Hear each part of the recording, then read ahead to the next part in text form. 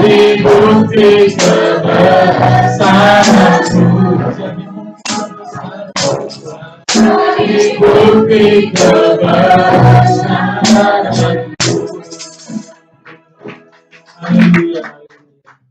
Terima kasih Tuhan, inilah rinduan kami bahwa hidup kami menggenapi rencana-Mu, hidup kami menggenapi kehendak-Mu dalam hidup kami. Terima kasih Tuhan untuk pagi hari ini, Engkau berikan kekuatan bagi kami, Engkau berikan kesehatan buat kami untuk datang ke tempat ini untuk memuji dan menyembah Engkau Tuhan. Ini adalah waktu yang sangat indah yang Tuhan karuniakan di dalam hidup kami. Kami boleh bersekutu dengan Allah yang luar biasa. Dan saat ini Tuhan, kami siapkan hati kami untuk ditaburi benih-benih kebenaran firman-Mu yang sanggup mengubahkan hidup kami, yang sanggup memberikan kekuatan dan harapan dalam hidup kami Tuhan. Terima kasih Bapa, urapi setiap kami Tuhan yang akan mendengar, supaya tidak satu pun yang terlewati Tuhan, sehingga semua diberkati dengan firman-Mu. Hamba juga sebagai hamba-Mu yang akan menyampaikan firman, kiranya Tuhan kuduskan, sucikan hamba-Mu, sembunyikan hamba-Mu di balik salib-Mu Tuhan, supaya biarlah kemuliaan Tuhan yang nyata Tuhan, supaya apa yang keluar dari lidah hamba-Mu ini hanya perkataan yang menguatkan, yang menghibur, yang membangun setiap kehidupan kami. Terima kasih Tuhan, kami mau patahkan setiap pekerjaan oknum kuasa kegelapan yang ingin mengarahkan hati dan pikiran kami kepada hal yang sia-sia di luar firman-Mu. Kami patahkan kuasa itu di dalam nama Yesus. Kami hanya izinkan kuasa Roh Kudus mengendalikan seluruh hidup kami, supaya kami bisa tetap fokus pada firman-Mu. Terima kasih Tuhan, kami siap untuk ditaburi dan diberkati firman-Mu. Di dalam nama Tuhan Yesus Kristus kami sudah berdoa dan mengucap syukur. Sama-sama katakan amin. Silakan dulu Bapak Ibu kasih Tuhan. Shalom. Ada sukacita. Haleluya. Ya, pagi hari ini kembali kita bisa bertatap muka dalam ibadah ini semua karena kasih dan anugerah Tuhan. Ya. Bapak Ibu ini kasih Tuhan, pagi hari ini saya mengucap syukur, nantinya mengucap syukur atas pertolongan Tuhan. Ya, dimana kemarin Bapak Ibu Tuhan, ketika saya pergi ke BPD itu mengikuti diklat untuk diklat pejabat GBI, Saudara kasih Tuhan, ketika saya sampai, saya turun dari motor dan saya langsung menuju ke kantor. Tiba-tiba saya merasakan sakit yang luar biasa di bagian punggung saya ini. Saya merasa mau patah, saya hampir jatuh Saudara. Akhirnya saya sadar, tembok Tuhan, tolong saya Tuhan, mampukan saya. Saya ini apa yang terjadi Saudara. Tapi akan berdoa terus Saudara. Saya merambat di tembok. Akhirnya saya harus naik ke lantai 3. Pada waktu itu memang acara sudah udah mau dimulai, orang udah standby semua di atas Saudara, nggak ada yang di bawah. Saya harus merayap dari satu tangga ke tangga. Waduh, pergumulannya luar biasa Saudara. Tapi puji Tuhan Saudara, hari ini saya bisa semakin dipulihkan. Kurang lebih ya hampir 50% sudah membaik Saudara. Kemarin mau berangkat ke sini nganter ibu gembala sama saya, sampai saya dikasih dipakein celana sama Bang Nes Saudara. Saya nggak bisa. Tapi puji Tuhan, hari ini saya bisa merasakan kasih Tuhan, bisa melayani Bapak dan Ibu Saudara kasih Tuhan. Baik Bapak Ibu kasih Tuhan, hari ini kita akan sama-sama melihat kebenaran firman Tuhan yang saya ambil dari kitab Roma. Ya, mari kita buka kitab Roma pasal 12 ayat 9 sampai ayatnya yang ke-16 Saudara ya. Roma pasal 12 ayat 9 sampai 16, judul perikopnya di sana adalah nasihat untuk hidup dalam kasih. Roma 12 ayat 9 sampai 16. Ya, mari kita baca berganti-gantian. Saya akan membacakan ayat ganjil dan Bapak Ibu ayat yang genap. Ya, nasihat untuk hidup dalam kasih. Demikian firman Tuhan. Hendaklah kasih itu jangan pura-pura, jauhilah yang jahat dan lakukanlah yang baik. Hendaklah kamu saling mengasihi sebagai saudara,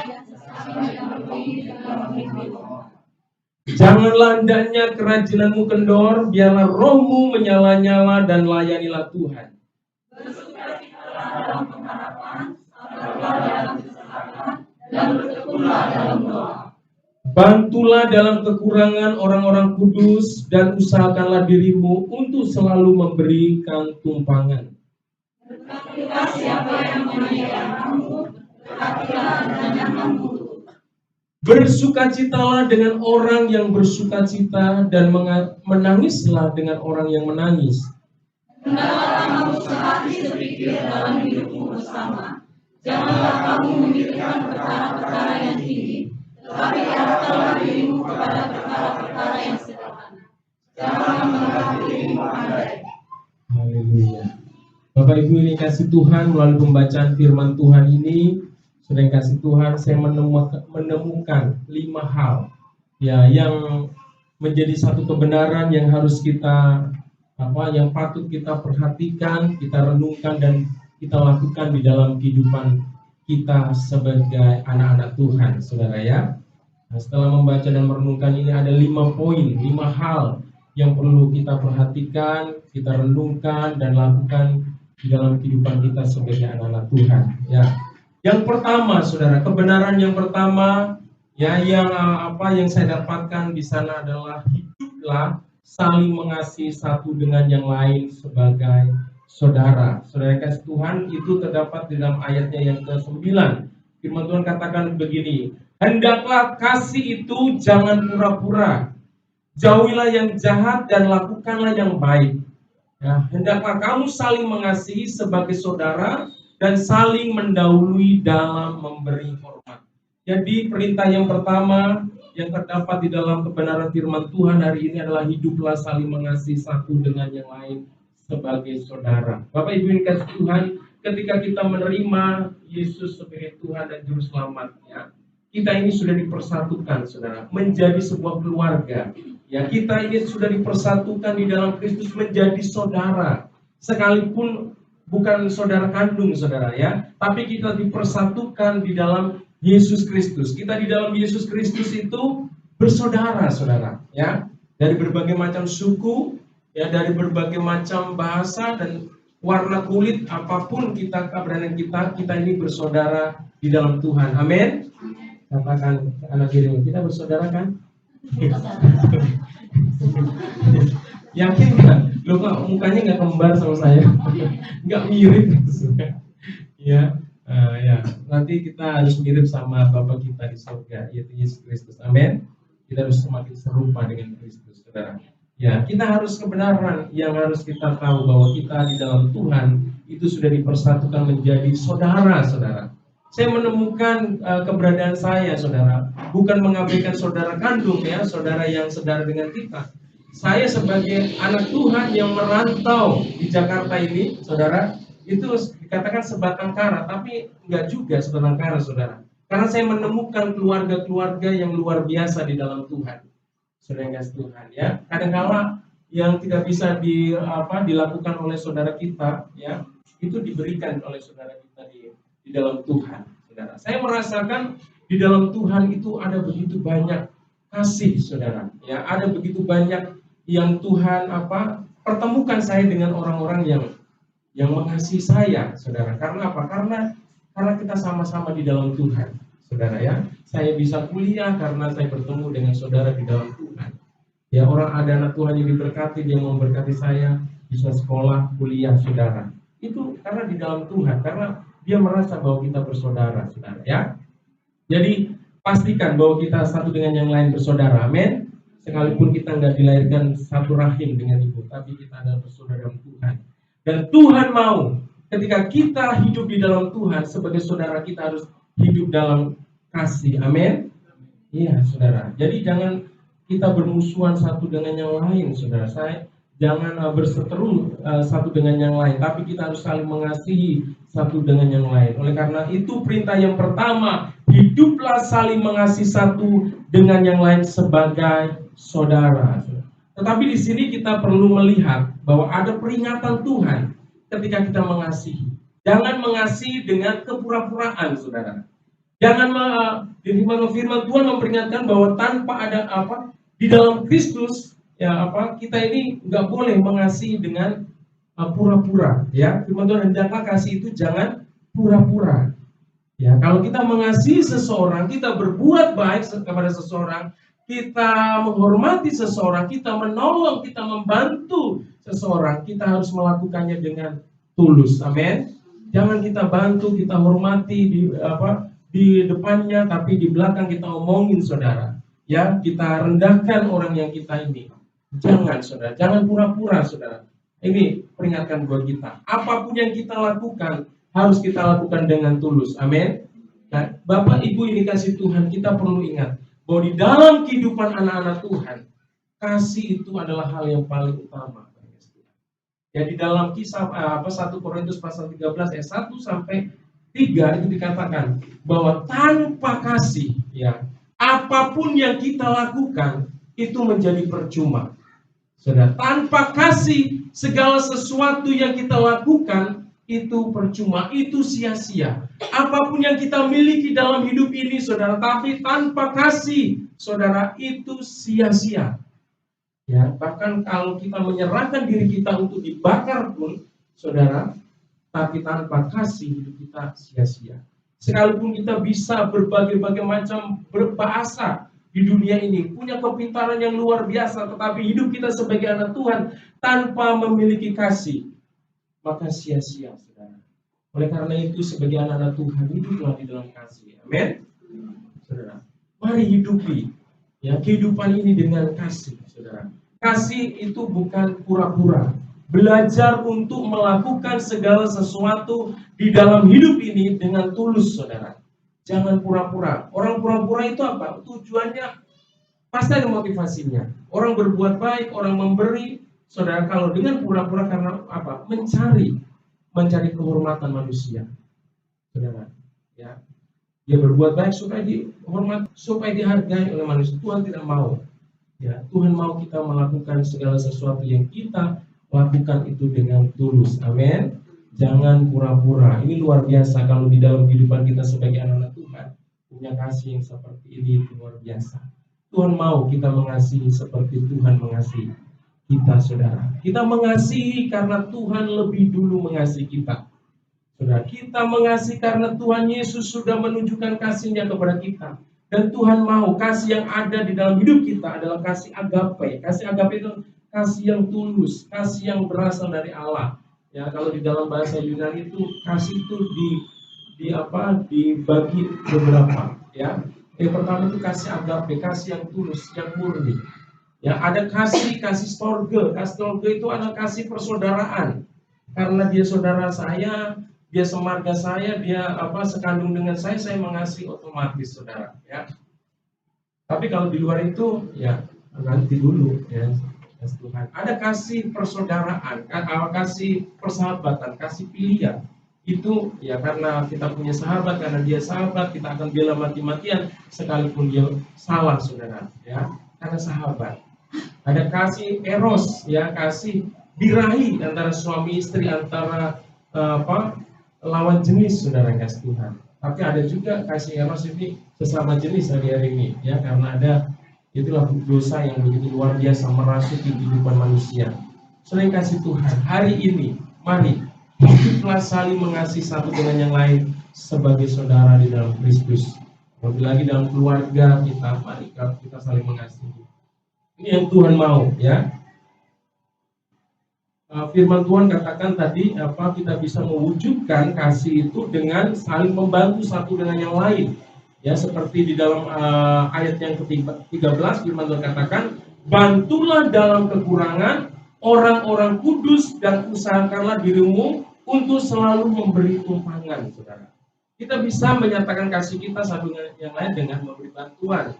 Ya, ketika kita mengetahui ada yang perlu dibantu, ya kita bisa membantunya, ya kita harus punya sesuatu yang harus kita lakukan untuk saudara kita yang mengalami kesulitan, saudara. Perbuatan kasih itu juga bisa kita lakukan dengan bersikap empati dan simpati, ya. Kita lihat di dalam ayatnya yang ke-15, firman Tuhan katakan nih, bersukacitalah dengan orang yang bersukacita, dan menangislah dengan orang yang menangis. Jadi bentuk kasih kita satu dengan yang lain itu bisa kita nyatakan dengan sebuah sikap, yaitu empati atau simpati. Kita bisa menempatkan diri pada seseorang yang kita jumpai. Ketika dia sedih, kita bisa merasakan kesedihannya. Kita berikan motivasi dia, kita bisa dorong dia, kita bisa doakan dia, saudara. Ya, jangan sampai ada teman atau saudara yang mengalami kesusahan, yang mengalami kesulitan, malah kita tertawakan, saudara. Dan kita nggak peduli, saudara, dengan mereka ini, saudara. Kita harus memiliki sikap empati, simpati, di mana kita peduli dengan orang lain, saudara. Kalaupun kita kata bersukacitalah dengan orang yang bersukacita. Ya, saya selalu ingatkan, ya, kita sebagai anak Tuhan jangan sampai punya worldview atau pandangan hidup yang mengatakan begini, susah lihat orang senang, senang lihat orang susah. Saudara. Kalau ada orang yang diberkati, ada orang yang berhasil, kita patut bersyukur. Kita perlu memberikan ucapan selamat. Kita berdoa supaya dia semakin diberkati Tuhan. Jangan sirik, jangan iri hati, saudara. Ya, kasih itu tidak ada, ya, iri hati, ya, di dalam diri orang yang punya kasih dikuasai oleh Tuhan. Ya, itu poin yang pertama, saudara. Melalui kebenaran firman Tuhan ini kita diingatkan lagi, hiduplah saling mengasihi satu dengan yang lain sebagai saudara di dalam Tuhan. Dan yang kedua, poin yang kedua, ini tetaplah semangat untuk melayani Tuhan. Ya. Tetaplah semangat untuk melayani Tuhan. On fire, semangat. Bilang kanan kirinya, semangat. Ya, untuk apa? Untuk apa? Semangat aja. Semangat apa dulu? Untuk melayani Tuhan, saudara. Saya tetap semangat. Sekalipun saya sakit, kemarin saya tertati-tati berjalan, ya, bawa motor itu 2 trip, saya jemput istri, jemput anak ke sini, saudara. Ya, itu sakit luar biasa, tapi tetap semangat, saudara. Ya, istri bilang, Pak, istirahat, tukang urut, saya ngerasain, ya, masih bisa diatasi, ya. Bukannya kita nggak mau berobat, saudara, tapi saya tahu badan saya ini masih bisa diatasi, saudara. Aku bilang, kalau nanti saya udah minta tolong, baru, ya.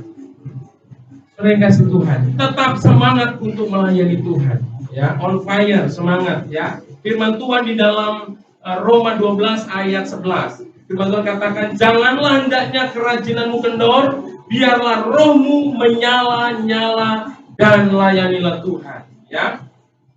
Saudara yang kasih Tuhan, ada banyak orang yang dapat menjadikan kita tidak bersemangat untuk melayani.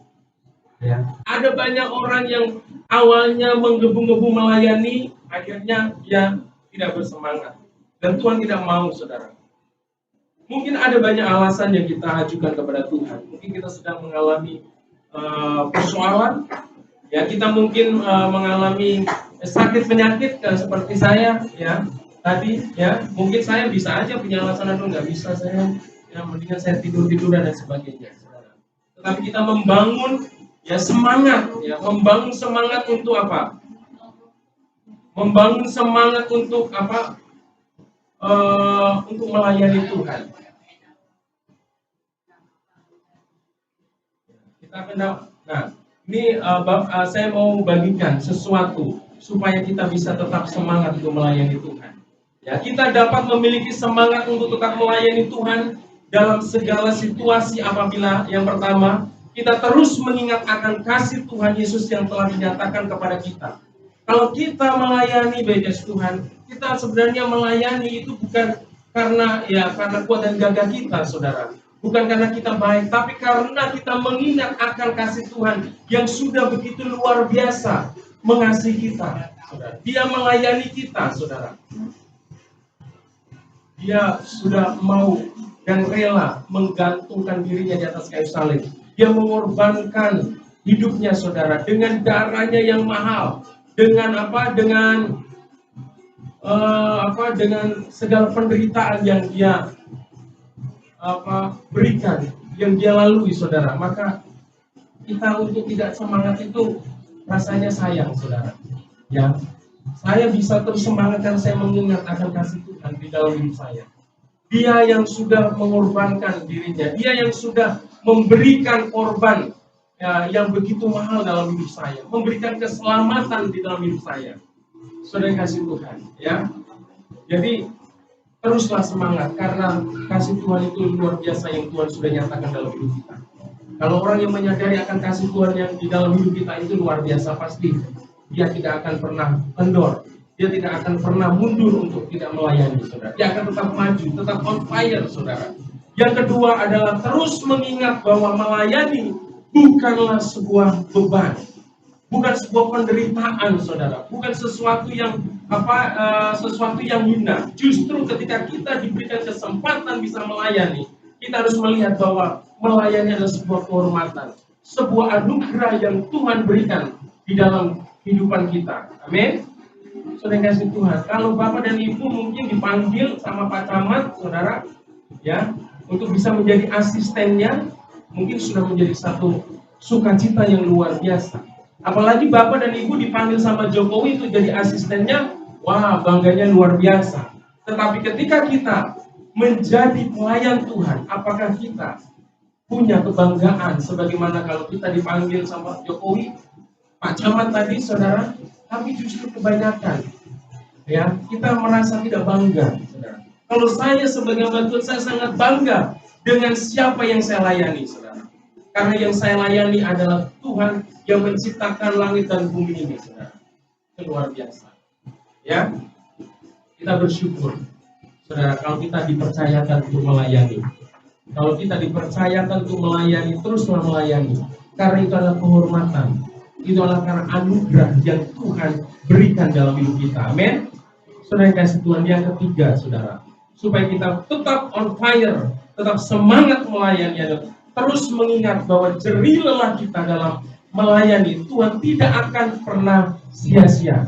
Tuhan sudah menyediakan berkat di balik semua pelayanan, ya, yang kita berikan, yang kita lakukan. Semua persembahan yang kita buat untuk Tuhan, itu Tuhan tidak pernah tidak perhitungkan. Semua Tuhan perhitungkan, ya. Firman Tuhan di dalam Kisah Para Rasul 15 ayat 58, firman Tuhan katakan begini. Karena itu saudara-saudaraku yang kekasih, berdirilah teguh, jangan goyah, dan giatlah selalu dalam pekerjaan Tuhan. Sebab kamu tahu bahwa dalam persekutuan dengan Tuhan, jerih payahmu tidak sia-sia. Jadi jangan pernah kita berpikir kalau kita memberikan waktu kita, memberikan pemikiran kita, memberikan harta kita untuk melayani Tuhan, untuk mendukung pekerjaan Tuhan, kita ini rugi, saudara. Tuhan tidak pernah berhutang. Dia akan menyediakan berkat yang berlimpah dalam hidup kita. Tuhan akan menyediakan berkat yang tidak terduga, apa yang tidak pernah kita lihat dan tidak pernah kita dengar, bahkan apa yang tidak pernah timbul dalam hati manusia, itu yang Tuhan janjikan untuk diberikan buat kita. Amin. Jadi tetap semangat, ada berkat Tuhan. Amin. Ada pembelaan Tuhan. Itu yang kedua, saudara, ya. Dan yang ketiga, dari apa yang kita baca tadi, dari kitab Roma tadi, yang ketiga, tetaplah tegar dalam menghadapi tantangan pergumulan hidup, saudara. Ya, firman Tuhan di dalam Roma 12 ayat 12, firman Tuhan katakan gini, bersukacitalah dalam pengharapan, sabarlah dalam kesesakan, dan bertekunlah dalam doa.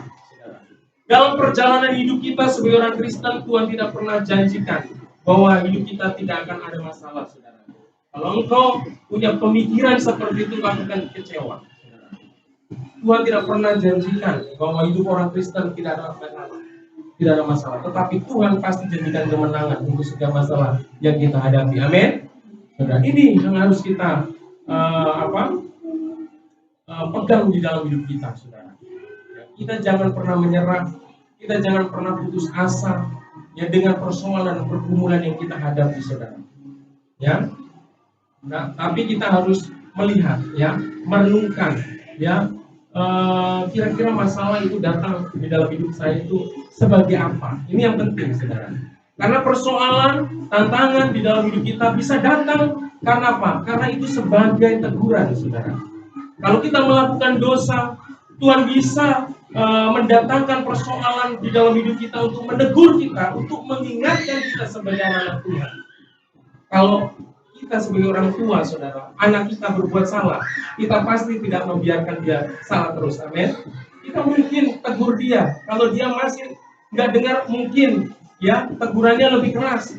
Nggak dengar lagi, mungkin kita pukul, saudara, sampai dia nangis, sampai dia teriak, saudara. Mungkin bisa lebam di kakinya, mungkin kalau ibu cubit ya kan, cubit ya.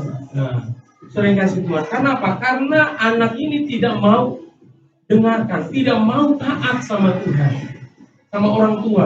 Tuhan juga begitu. Kalau Tuhan hajar kita, bukan berarti Tuhan tidak sayang sama kita, saudara. Tapi supaya apa? Supaya kita menyadari kesalahan kita, ya.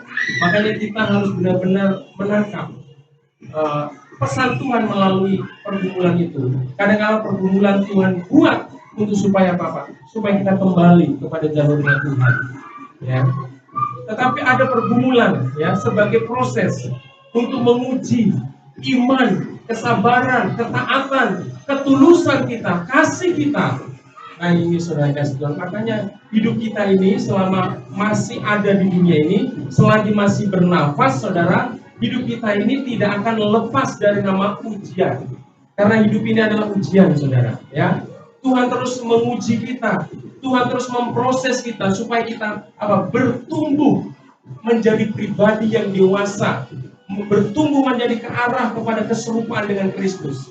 Visi gereja kita GBI adalah menjadi seperti Yesus Kristus. Katakan, menjadi seperti Yesus Kristus. Sekali lagi, kayaknya kurang mantap nih. Bilang, menjadi seperti Yesus Kristus. Ya, itu visi gereja kita. Ya, di tata gereja itu visi kita jelas, menjadi seperti Yesus Kristus, saudara. Kita menjadi orang Kristen, apa tujuan kita? Jangan hanya mengejar berkat, jangan hanya mengejar mujizat, tetapi ayo kejar supaya kita bertumbuh di dalam karakter, supaya kita bisa bertumbuh, disempurnakan ke arah keserupaan dengan Kristus. Itu tujuan utama gereja.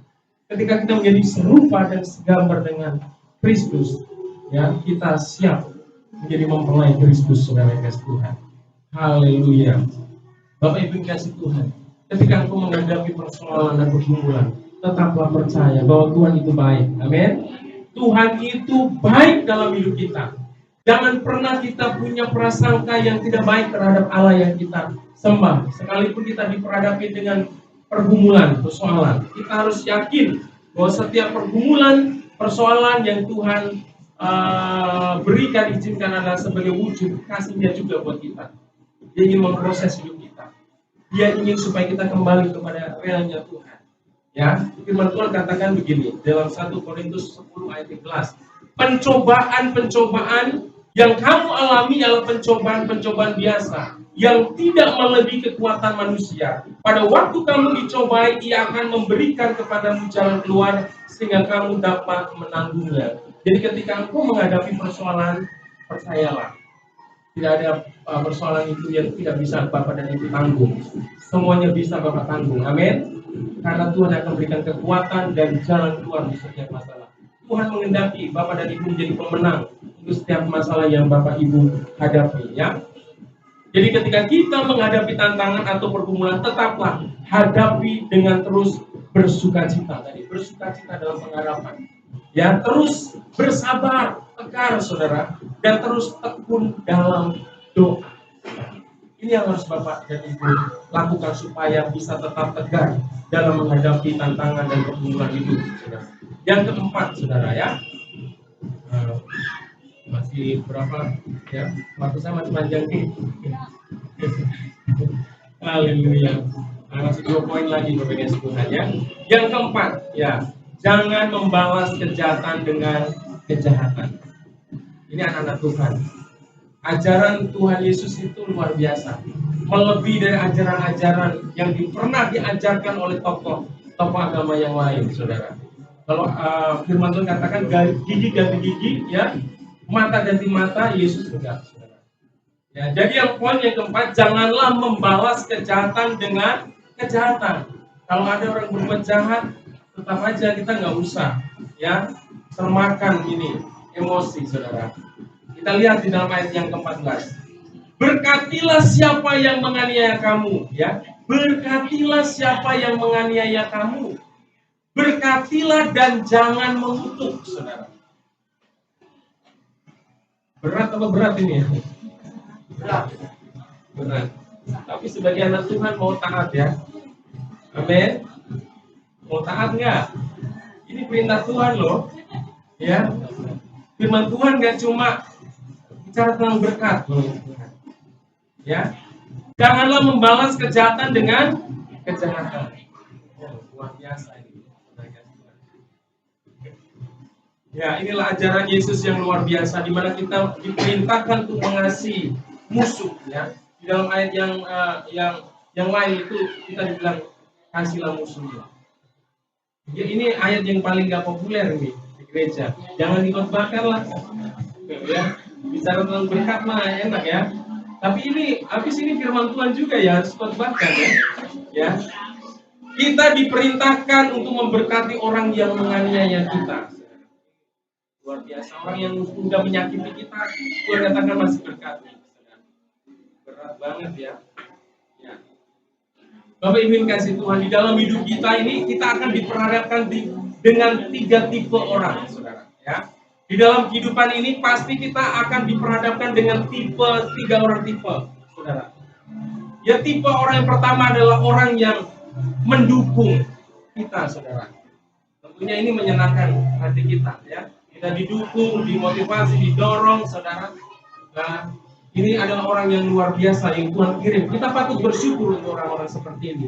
Saya bisa melayani karena ada orang yang Tuhan kirim untuk mendukung saya, untuk melengkapi saya. Saya bisa bisa melayani ini, berdiri ini bukan karena saya sendiri, Bapak Ibu kasih Tuhan, karena ada orang yang Tuhan kirim dalam hidup saya untuk memberkati saya, untuk membentuk saya, untuk mengajar saya, sehingga saya bisa berdiri dan melayani Bapak dan Ibu. Jadi kalau kita bisa berdiri ini nggak hasil karya kita sendiri, tapi ada orang-orang yang sudah mendukung kita. Dan kita jangan pernah melupakan apa yang mereka sudah lakukan buat kita. Amin. Sudah kasih Tuhan. Dan yang kedua adalah orang yang cuek, yang masa bodoh dengan hidup kita. Karena masa bodoh, kamu mau seperti itu, saudara. Gak usah kecewa, itu pasti ada. Ya, dalam hidupmu cuek, kamu mau jadi apa kek, mau jadi monyet, mau jadi apa manusia atau jadi apa, terserah kamu ya. Ada orang yang gitu. Jangan pernah kecewa, saudara. Saya kasih tahu ini ya, kita dapat. Yang ketiga itu parah lagi, saudara. Kita akan diperhadapkan dengan orang yang secara aktif memusuhi kita, merencanakan kita untuk gagal, untuk hancur dan apa, mengalami berantakan hidup kita. Mereka secara aktif, saudara. Ya. Inilah orang yang menganiaya, saudara. Musuh, saudara. Musuh itu merencanakan. Dia nggak tinggal diam, dia merencanakan. Dia mengusahakan, bahkan dia doa khusus untuk supaya kita gagal, kita jatuh, kita hancur, saudara. Itu musuh, saudara. Nah, 3 tipe orang ini akan kita jumpai dalam hidup kita. Nah, kalau kita sudah tahu tipe-tipe seperti ini, nggak usah kita kecewa. Memang harus ada, saudara ya. Nah, oleh karena itu firman Tuhan, jangan membalas. Kasih ruang Tuhan untuk menjadi hakim buat kita. Kalau ada orang yang berbuat jahat, orang yang merencanakan kejahatan dalam hidup kita nggak usah balas, saudara. Kasih ruang Tuhan untuk melakukan penghakiman, saudara. Kita nggak usah doakan juga, saudara. Tuhan punya keadilan, saudara. Tuhan tidak pernah buta. Tuhan tidak pernah tidak memperhatikan, saudara. Ketika orang yang main-main dengan Tuhan yang akan menjadi hakim. Ya, hakim yang akan membalaskan kejahatan itu. Ya, kita nggak usah membalas kejahatan. Ya. Oleh karena itu, mari kita Tuhan yang keempat ini, janganlah membalas kejahatan dengan kejahatan. Mari kalahkan kejahatan dengan kebaikan. Rugi Pak. Ya, tapi kita jangan protes, tunduk pada otoritas firman Tuhan. Ayo kasih ruang buat Tuhan untuk pembalasan itu milik Tuhan, saudara. Kita memberkati, saudara. Ya, taat saja. Saudara kasih Tuhan yang kelima yang terakhir. Ya, ini yang terakhir, saudara. Kalau dulu saya punya gembala, dia bilang kalau terakhir itu jangan buru-buru senang, saudara. Karena ada yang paling terakhir. Tapi kalau saya ini kalau terakhir konsisten saya, saudara. Ya, yang kelima itu tetaplah kita menjaga kesatuan, ya, di dalam Kristus Yesus. Unity, saudara. Tuhan perintahkan supaya apa? Supaya kita menjaga kesatuan. Kebersamaan itu, saudara. Kesatuan, ya. Kesatuan akan terjadi apabila kita memiliki kesehatian, kesepikiran. Ya, kita punya hati, perasaan, dan pikiran yang ada di dalam Kristus. Jika hati kita dipenuhi perasaan Kristus, pikiran kita dipenuhi dengan pikiran Kristus, maka kita akan dapat menciptakan apa yang disebut dengan unity. Jadi untuk menciptakan kesehatian, ya, tadi kita harus punya sehati sepikir tadi, ya. Dalam ayatnya yang keberapa tadi, coba baca. Ini saya lupa untuk 16, ya. Firman Tuhan katakan, hendaklah kamu sehati sepikir dalam hidupmu bersama. Janganlah kamu memikirkan perkara-perkara yang tinggi, tetapi arahkanlah dirimu kepada perkara-perkara yang sederhana. Janganlah menganggap dirimu pandai, saudara. Ya. Jadi yang kelima ini, saudara kasih Tuhan, kita harus punya hati dan pikiran Kristus. Kalau hati kita dipenuhi dengan perasaan Kristus, pikiran kita dipenuhi dengan pikiran Kristus, maka akan ada kesehatian, kesatuan, ada unity di dalam tubuh Kristus, saudara. Tetapi kalau hati kita dipenuhi dengan keegoisan, ya, hati keinginan kita, saudara, ya, pikiran kita tidak dipenuhi dengan pikiran Kristus, yang ada hanya pikiran kita sendiri, ya, itu yang bikin perpecahan, itu yang bikin tidak ada kesehatian, saudara. Jadi untuk menciptakan kesehatian kita perlu menyadari akan kenyataan kita ini adalah tubuh Kristus yang terdiri dari banyak anggota, dan setiap anggota tubuh itu punya peranannya masing-masing, sifatnya saling melengkapi, menghargai peranan anggota satu dengan yang lain adalah hal yang penting. Terima kasih Tuhan, gereja itu adalah tubuh Kristus. Tubuh Kristus itu terdiri dari banyak anggota, dan setiap anggota itu punya peranan, punya fungsi yang berbeda-beda. Nah, kita harus menyadari supaya terjadi unity dalam gereja itu, kita harus menyadari bahwa kita ini punya peranan yang beda-beda, satu dengan yang lain, gak bisa kita samakan. Tetapi sifatnya peranan satu dengan yang lain itu saling melengkapi. Amin. Saling melengkapi. Bapak dan Ibu ada di gereja ini, ya. Bapak dan Ibu punya peranan masing-masing, ya, punya tanggung jawab yang berbeda-beda, tapi saling melengkapi. Kita tidak bisa memandang kamu peranannya kurang penting di gereja ini, nggak ada. Sekecil apapun, ya, kalau engkau memang perananmu ada di situ, itu berharga di mata Tuhan. Nggak ada yang bawa firman ini lebih daripada WL, atau WL lebih dari singer, nggak ada, saudara. Karena kita memang sebagai tubuh Kristus sudah di Tuhan perlengkapi, berikan karunia, saudara. Ya, dan kita harus menjalankan apa yang sudah Tuhan karuniakan itu. Ya, talenta itu harus kita persembahkan buat Tuhan. Jadi nggak ada yang lebih hebat di gereja ini. Ya, walaupun mungkin kelihatannya hebat, tapi sama kita. Sejauh kita menjalankan tugas dan tanggung jawab kita, amin. Berarti makanya kita perlu saling menghargai. Nggak boleh kita merasa, wah, saya udah bawa firman Tuhan, berarti saya ini yang paling hebat di gereja ini. Nggak ada. Ya, terima tamu di sana juga berharga. Mengajar sekolah minggu, dia juga berharga. Kita harus belajar untuk menghargai setiap peranan atau fungsi gereja itu. Anggota tubuh Kristus itu, saudara. Nah, kalau kita tidak bisa menyadari akan fungsi yang berbeda-beda ini, menganggap bahwa diri kita lebih dari yang lain, maka ini yang bisa memecah belah kita, saudara. Dan untuk menciptakan kesehatian, kita perlu menyadari akan kenyataan bahwa pertumbuhan di dalam Kristus itu tidak sama. Ada yang Kristen yang disebut sebagai bayi rohani, dan ada orang Kristen yang disebut orang Kristen yang sudah dewasa rohani. Bapak Ibu kasih Tuhan, kita sebagai tubuh Kristus, sebagai anak-anak Tuhan, kita harus melihat ini sebuah kenyataan yang harus, realita yang harus kita terima, saudara, bahwa di dalam gereja itu kadar iman, kadar pertumbuhan seseorang itu nggak sama, saudara. Kedewasaan rohani tidak bisa diukur dengan usia. Bahkan orang yang lebih muda bisa lebih dewasa daripada orang yang umurnya yang ini, saudara. Saudara kasih Tuhan. Dan ini kita harus, dan ketika kita menyadari bahwa ada pertumbuhan yang tidak sama ini, saudara kasih Tuhan, maka kita juga punya sikap dan respon yang benar terhadap setiap orang, saudara. Kalau enggak kita pukul rata, saudara. Makanya saya berdoa satu hari, katakanlah saya baca firman 5 pasal. Pak Tinjak juga harus 5 pasal gitu kan. Atau berdoa, saya 5 jam, Bapak juga 5 jam. Enggak ada, saudara.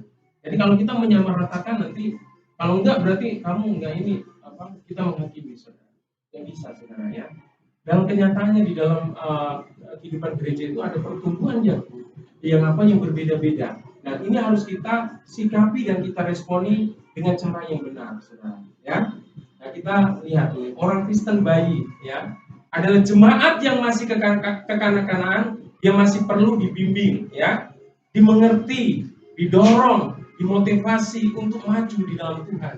Kalau ada kita menemukan, ya, di antara kita yang masih suka ngambek-ngambekan, ya kita maklumin. Bukan maklumi berarti membenarkan sikap seperti itu, ya. Gak bertanggung jawab di dalam pelayanan, ya kita memahami. Dengan sambil kita memberikan motivasi dan dorongan, kita jangan menghakimi, langsung menjudge begitu, jangan, saudara. Kita harus penuh dengan kasih, kita bisa menasihati, mendorong, memotivasi supaya dia juga maju, amin, saudara. Jadi kalau saya sebagai gembala melihat yang aneh-aneh, saya biasa aja, saudara, ya, saya melihat ya ini satu realita yang harus kita terima, saudara. Dan kita harus menyikapi dengan baik, saudara ya. Dan sekarang posisi kita di mana nanti ya? Yang kedua adalah orang Kristen yang sudah dewasa, ya. Orang Kristen yang sudah dewasa adalah jemaat yang sudah tahu atau mengerti tanggung jawab sebagai anak Tuhan. Dalam melakukan tanggung jawabnya, dia tidak perlu lagi dirayu-rayu, saudara, untuk melakukan pelayanan, untuk melakukan sesuatu untuk Tuhan, untuk berdoa, untuk baca firman Tuhan secara pribadi, nggak perlu dirayu-rayu dia, ya. Nggak perlu juga didorong-dorong lagi. Tidak perlu lagi dipaksa lagi, atau apalagi diancam, saudara. Ya, jangan, saudara. Diancam nggak perlu, ya. Orang yang sudah dewasa, yang sudah tahu apa yang menjadi tugas tanggung jawabnya sebagai anak Tuhan. Waktunya berdoa, dia berdoa otomatis, saudara. Dia baca firman Tuhan, baca firman Tuhan. Waktunya dia melayani, saudara. Nggak perlu, saudara. Sekalipun ya mungkin kita saling mengingatkan, tapi frekuensinya itu nggak seperti yang bayi rohani tadi, ya. Selalu kita kita suapin terus, ya, kita dorong, motivasi, bahkan kita iming-imingi kalau kasih hadiah nanti rajin ya, kasih hadiah. Nanti ada door prize setiap hari Minggu ya, waduh banyak sekali. Ya ini membuktikan ya kekristenan kita di mana. Dan Tuhan mau ya setiap kita yang kurang ya kita terus mengalami pertumbuhan. Amin. Tuhan tidak mau kita tinggal di dalam bayi rohani yang kekanak-kanakan terus, saudara. Tuhan mau kita bertumbuh, saudara. Ya, Tuhan itu mengasihi orang berdosa, tapi Tuhan tidak kompromi dengan dosa, saudara. Tuhan juga mengasihi bayi rohani, tapi Tuhan tidak mau engkau terus tinggal menjadi bayi rohani. Coba bayangkan kalau bapak dan ibu punya anak, saudara, ya, terus bayi terus, saudara, ya, bayi terus. Kadang-kadang saya lihat anak saya itu sekarang udah gede, ya, udah SMA, ya. Dulu cuma mungkin satu lengan ini saya timbang-timbang begitu. Sekarang udah gede, ya, saudara, nggak terasa. Saya nggak mungkin ya bangga kalau anak saya sekarang udah berapa tahun? 14, 15? Hah? 15? Lupa, bapaknya aja lupa. Ya, nggak mungkin di usia 15 dia masih segede botol, tiba-tiba kan satu pergumulan, saudara. Tuhan juga nggak mau, nggak lucu kamu, giginya udah lengkap masih makan susu. Sering kasih Tuhan. Tuhan mau kita terus mengalami pertumbuhan. Amin. Jangan bangga jadi bayi rohani, disayang timang-timang. Udah waktunya, ya, udah bertumbuh-tumbuh. Yang terus tinggal dalam orang Kristen yang bayi rohani. Ya inilah kebenaran firman Tuhan hari ini, ya. Yang pertama tadi apa Bapak Ibu? Hiduplah dalam kasih. Ya ingat ya, catat nggak? Tetaplah semangat untuk Namanya jangan kendor, apapun situasi yang sedang kita hadapi. Yang ketiga, tetaplah tegar dalam menghadapi tantangan, pergumulan, apapun persoalanmu, jangan pernah kendor. Hadapin saja. Yang keempat, janganlah membalas kejahatan dengan kejahatan. Saudara, yang kelima, dan tetaplah ya, kita menjaga kesatuan, unity ya di antara kita. Ya, di sanalah Tuhan akan melimpahkan berkatnya. Kalau kita hidup rukun, unity, di sanalah Tuhan melimpahkan berkatnya. Amin. Kalau di dalam kehidupan pelayanan kita, kita ada konflik ya, gontok-gontokan satu dengan yang lain, gimana Tuhan akan berkati? Di dalam keluarga juga sama. Kalau gontok-gontokan, suami istri nggak bisa kompak, saudara, gimana Tuhan akan perintahkan berkat ke sana? Tuhan akan perintahkan kepada kita yang mau hidup rukun, hidup unity. Haleluya. Mari Bapak Ibu yang dikasih Tuhan, kita mau satukan hati kita, mari tundukkan kepala, kita langsung berdoa saja ya. Kita mengucap syukur untuk kebenaran firman Tuhan hari ini. Segala pujian, hormat dan syukur tanpa hentinya kami panjatkan kepadamu Tuhan, untuk kebenaran Tuhan yang Tuhan singkapkan kepada kami Tuhan, supaya setiap kami semakin hari semakin bertumbuh di dalam Tuhan, supaya kami semakin serupa dengan Engkau Tuhan, menjadi sama seperti Yesus Kristus. Terima kasih Tuhan, hamba berdoa untuk setiap umat-Mu di tempat ini. Kiranya Tuhan memberkati setiap umat-Mu Tuhan. Apapun yang mereka kerjakan, apapun yang mereka usahakan Tuhan, Kau memberkati, mencurahkan berkat-Mu berlimpah-limpah di dalam hidup mereka. Hamba berdoa buat anak-anak-Mu yang masih sekolah, yang masih kuliah, Tuhan juga memberkati mereka, supaya di dalam studi mereka, dalam sekolah mereka, Engkau berikan berkat hikmat, kecerdasan, kepintaran yang daripada Tuhan. Bahkan Tuhan cukupkan semua biaya pendidikan, semua biaya perkuliahan Tuhan, berkati Tuhan. Terima kasih hamba-Mu berdoa, kalau hari ini ada yang sakit, Tuhan nyatakan kuasa kesembuhan buat mereka Tuhan. Hamba berdoa, biarlah Tuhan terus memberkati dan menyertai setiap umat di karangannya ini Tuhan, supaya mereka tetap mendapat pemeliharaan dan penyertaan Tuhan.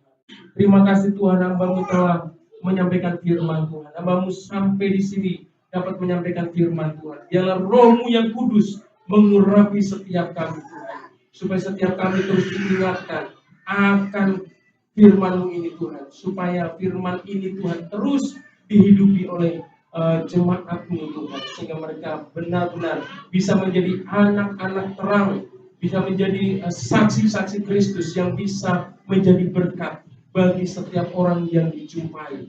Terima kasih Tuhan, di dalam nama Yesus Kristus hamba sudah berdoa dan mengucap syukur. Haleluya, sama-sama katakan amin. Tuhan Yesus memberkati.